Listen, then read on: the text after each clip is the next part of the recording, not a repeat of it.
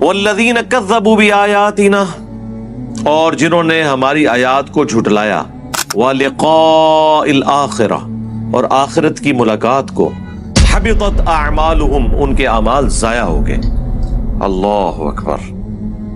یعنی کوئی اگر انہوں نے دنیا میں نیک کام، اکثر لوگ پوچھتے ہیں نا جی فلاں غیر مسلم میں بڑے اچھے کام کر رہا ہے، جی دنیا میں اللہ اس کی تعریف کروا دے گا، آخرت میں اس کے لیے کوئی اجر نہیں ہے جس نے اللہ ہی کو نہ پہچانا۔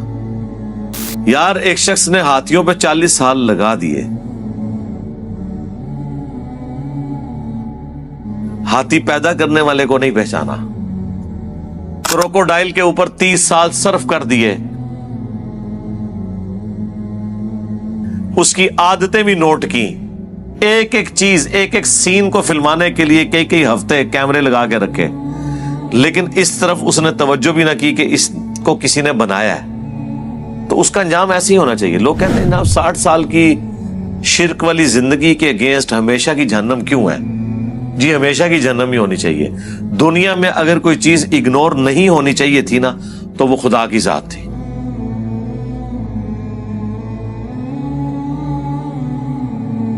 آپ خود لاجیکلی دیکھ لیں، یعنی دنیا میں جیسے انسان شعور سنبھالتا ہے تو وہ سوچتا نہیں ہے میں کہاں سے آیا ہوں،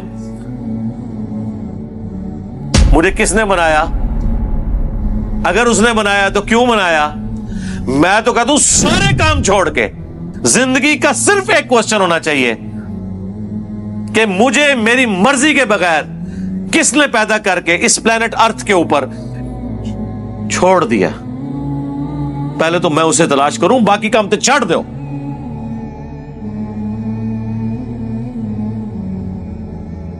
جیسے کسی شخص کو سمندر میں پھینک دیا جائے نا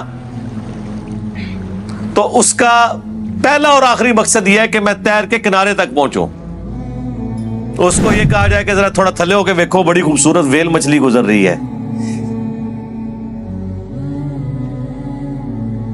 اس کو کوئی نہیں، اسے کہ اوپر دیکھیں کتنا پیارا نیلا آسمان ہے، وہ کہ جان ہی نہیں رہنی تو آسمان کا میں نے کیا کرنا ہے، سمندر کی لہریں کتنی خوبصورت ہیں، کچھ نظر نہیں آئے گا۔ آپ کو میں دنیاوی زندگی سے ایک اور مثال دیتا ہوں۔ جو شخص کسی خوبصورت گاڑی میں بیٹھا ہو، خوبصورت موٹر وے پہ وہ چل رہی ہو، دونوں طرف خوبصورت سینری ہو، لیکن اس حال میں کہ اس شخص کو سخت پیشاب آیا ہو، اسے دنیا کی کوئی سینری اٹریکٹ کرے گی؟ اسے گاڑی کے شاکس مزہ دیں گے؟ اسے سامنے آنے والا کوئی سین مزہ دے گا؟ وہ کہے گا جی چھڑ دو، پہلے اس عذاب تو میری جان چھڑاؤ۔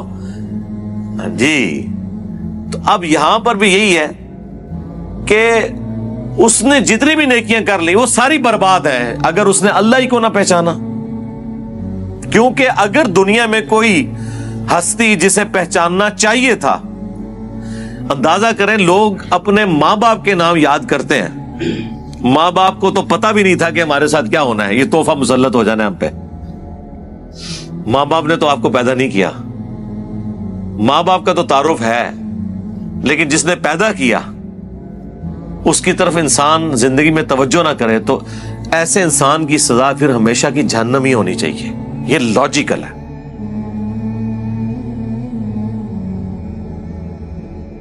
یہ جرم ہی بہت بڑا ہے۔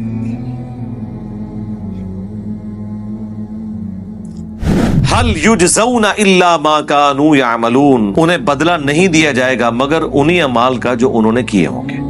یعنی جس نے اچھے اعمال کیے ہیں اچھے عقیدے کے ساتھ اس کا انجام اچھا ہوگا، جس نے برے اعمال کیے ہیں اس کا انجام برا ہونے والا ہے۔